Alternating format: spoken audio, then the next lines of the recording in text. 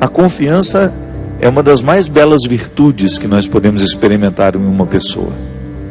Você sabe muito bem disso, a vida nos ensina que nada pode nos enriquecer mais do que a gente ter pessoas em quem a gente confia. Pessoas com as quais a gente conta. É tão raro nos dias de hoje, né? As pessoas se descartam tão facilmente.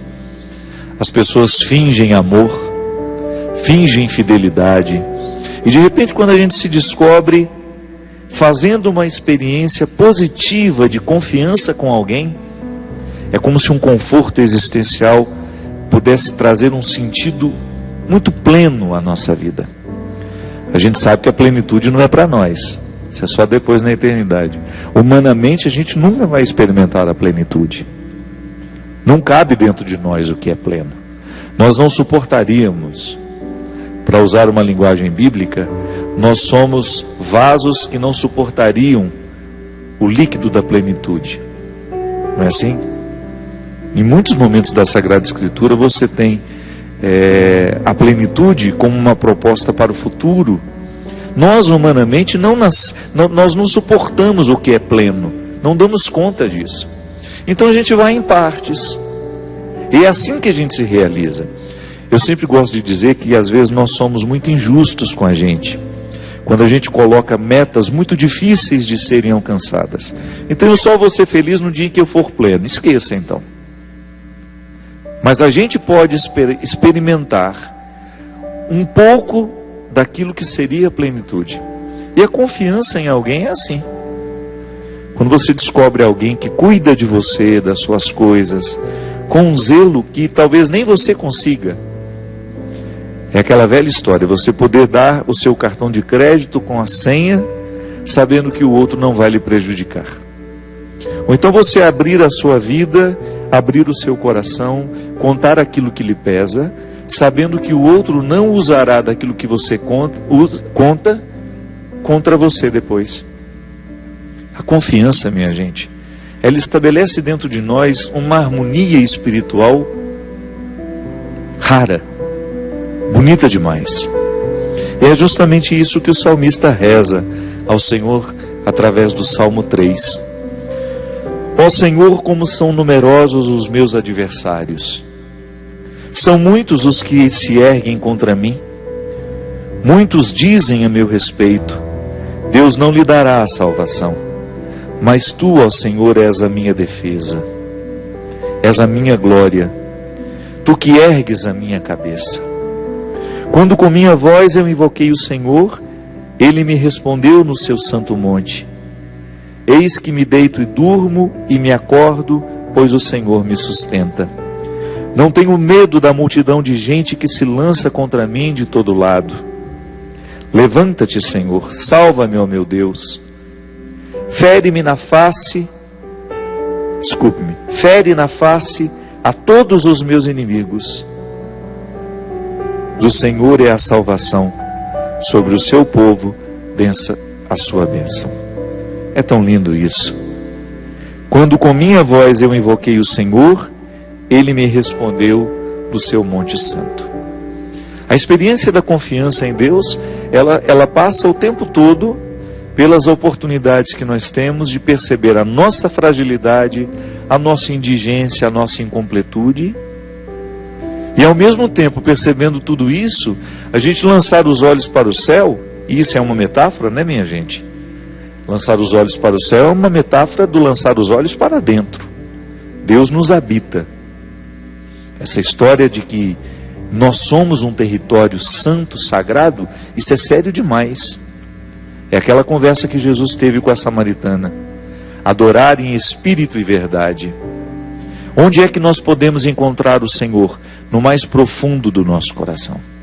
Então toda vez que nós nos voltamos à busca deste Deus, quando nós gritamos por Ele, é aqui dentro que Ele nos responde.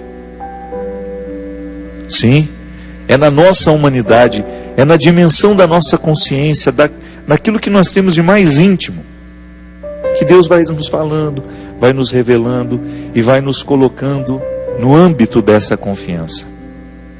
É como conhecer outra pessoa. A gente confia à medida em que a gente conhece. Você não fica confiante da noite para o dia. Você pode até se encantar da noite para o dia, mas o encantamento ainda não é confiança. A confiança, ela só se estabelece entre duas pessoas à medida em que nós vamos vivendo as provas que vão purificando aquilo que aquilo que mais tarde nós chamamos de confiança. São gestos pequenos que a gente vai identificando que ali a gente pode confiar. E é por isso que a fé em Deus, ela vai amadurecendo e vai colocando em nós uma confiança. E é tão bonito quando a gente encontra pessoas que já conseguem viver a fé sem pedidos. Sabe? Aquela fé que confia, ao invés de ficar enchendo Deus de pedidos todos os dias. Eu sei que a gente tem ânsia de pedir a Deus muitas coisas. Mas se a gente tem uma fé pautada na confiança, a gente não precisa nem formular os nossos pedidos, porque nós sabemos que Deus sonda as nossas necessidades. Mesmo que, se a gente for honesto, boa parte das coisas que nós pedimos a Deus, nós não precisamos dela. A gente pede muitas coisas que estão diretamente ligadas às nossas vontades, aos nossos desejos. Seria muito mais interessante se a nossa oração fosse de confiança, dando a Deus o direito de fazer em nós aquilo que Ele sabe que nós precisamos. Eu, quando peço alguma coisa a Deus, eu corro o risco de estar sendo movido pelas minhas necessidades superficiais, bobas, porque nem sempre eu sei o que de fato preciso. Às vezes, minha gente, nós não amadurecemos porque a gente fica insistindo em pedir a Deus aquilo que a gente quer. Mas o que nos amadurece é quando Deus nos oferece aquilo que de fato a gente precisa. Entre o que a gente quer e o que a gente necessita é muito diferente. Mas só a confiança é igual aquela velha história. O que você quer que eu faça por você? O outro nos pergunta. E aí a gente devolve a ele: o que você acha que eu preciso? Porque às vezes eu vou pedir ao outro que ele faça por mim aquilo que eu estou querendo naquele momento.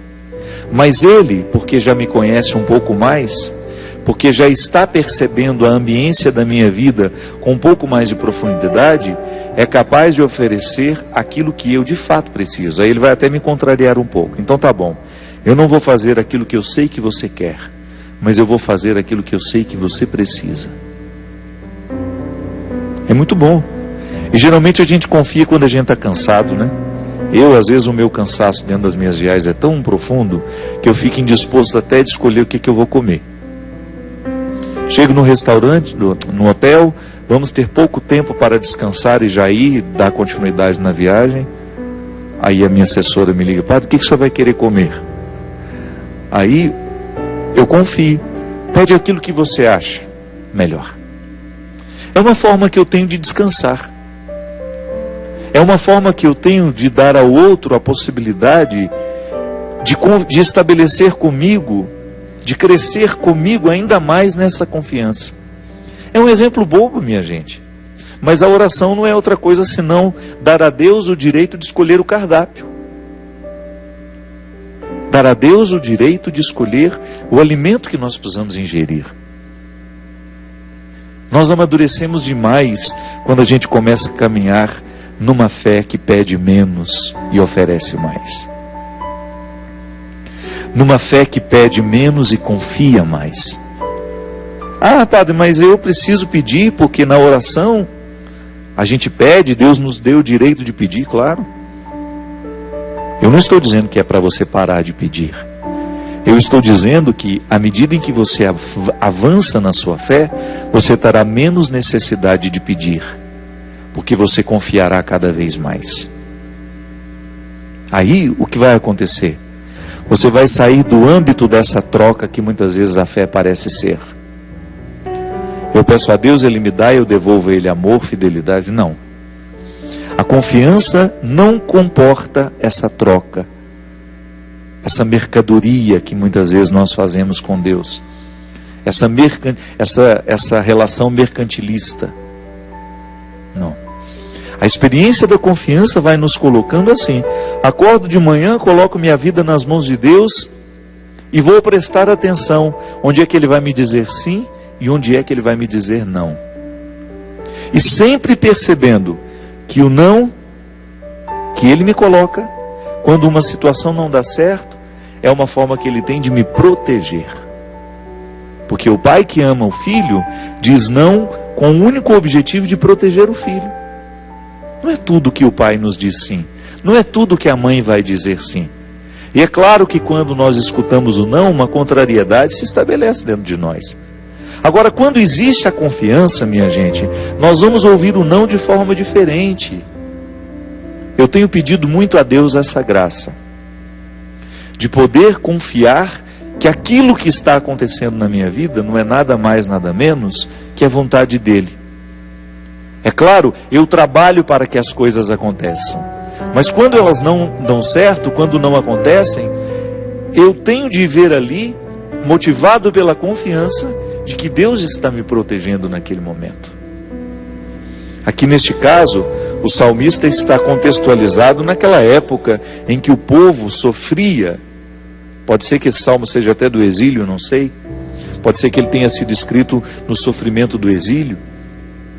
Precisamos pedir um exegeta, um especialista em Sagrada Escritura, para nos dizer. Mas o que eu sei é que os salmos são expressão vivas daquele medo que o povo tinha de ser dizimado, de perder a oportunidade de ser povo, de perder a sua identidade. Por isso eles falam tanto dos inimigos. Existem salmos que são terríveis de serem lidos. A gente não consegue nem rezar com eles. É o medo. O salmista expressando o medo que aquela comunidade tinha de ser sucumbida pelo inimigo. Quem são os nossos inimigos hoje? Eu gosto de pensar que o pior inimigo que eu tenho sou eu mesmo. Quando eu, consciente ou inconscientemente, fico colocando obstáculos ao meu crescimento, por exemplo. Quando eu deixo prevalecer o meu ciúme, a minha vaidade, e eu perco a oportunidade de alcançar algumas dimensões do ser, que só podem ser alcançadas se eu não estiver sob o domínio do meu ciúme, se eu não estiver sob o domínio da minha vaidade. Então, a minha oração de confiança, ela será sempre uma abertura de coração que me colocará diante de Deus assim: Senhor, Tu sabes o que é melhor para mim. Me dê esclarecimento, proteja-me das ciladas do demônio, para que eu não me desvie do caminho que me levará ao lugar que o Senhor gostaria que eu chegasse.